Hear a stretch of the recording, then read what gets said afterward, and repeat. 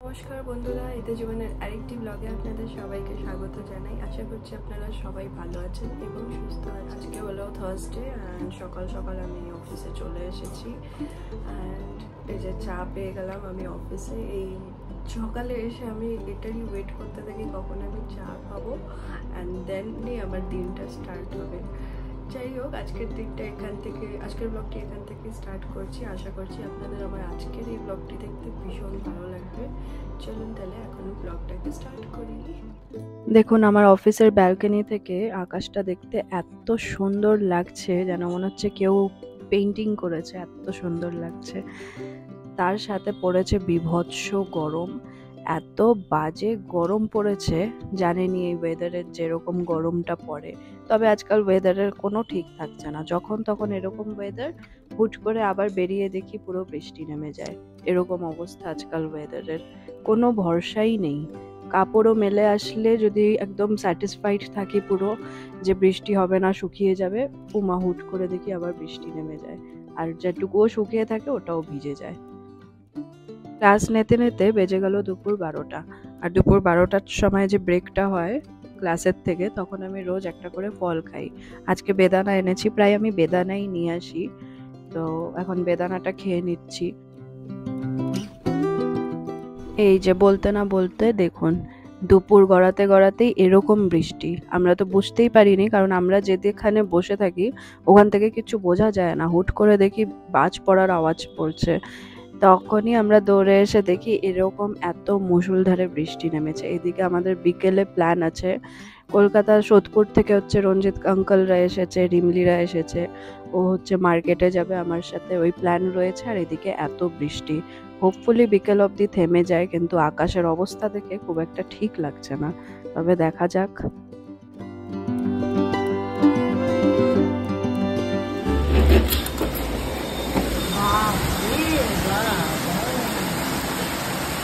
একটু আগে এত রোদ ছিল,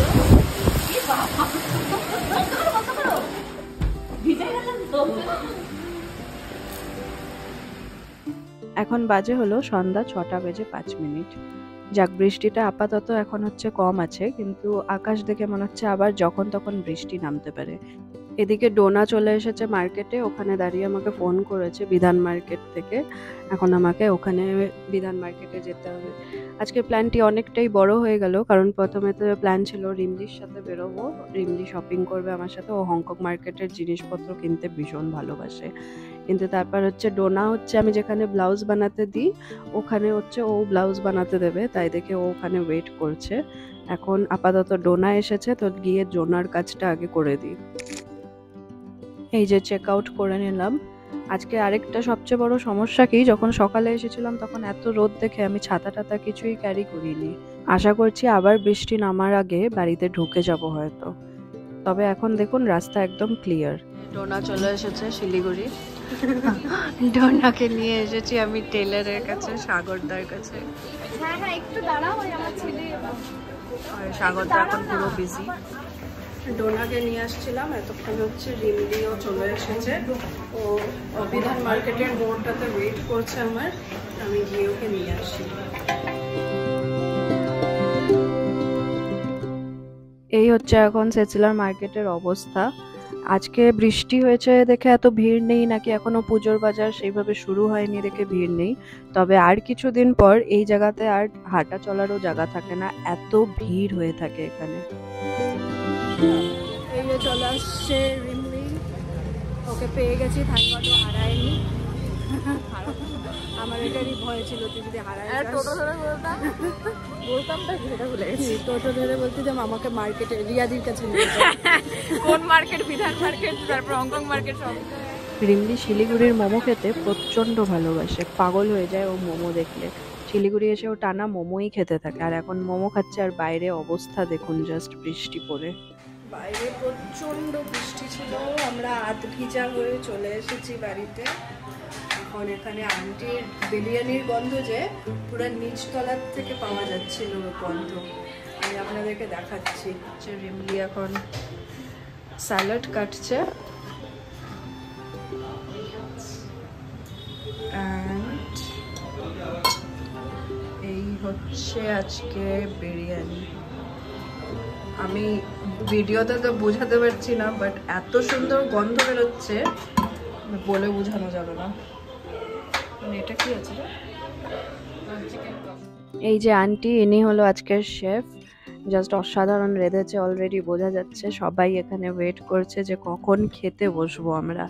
লাইক লিটারেলি আমরা হচ্ছে আমি বিকালে রিমলি মোমো খেলো, বাট আমি খাইনি যাতে আমার খিদাটা নষ্ট না হয়ে যায়।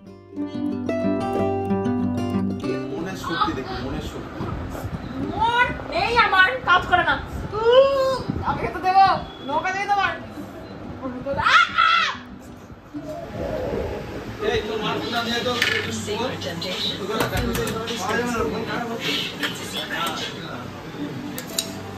খেয়েছো?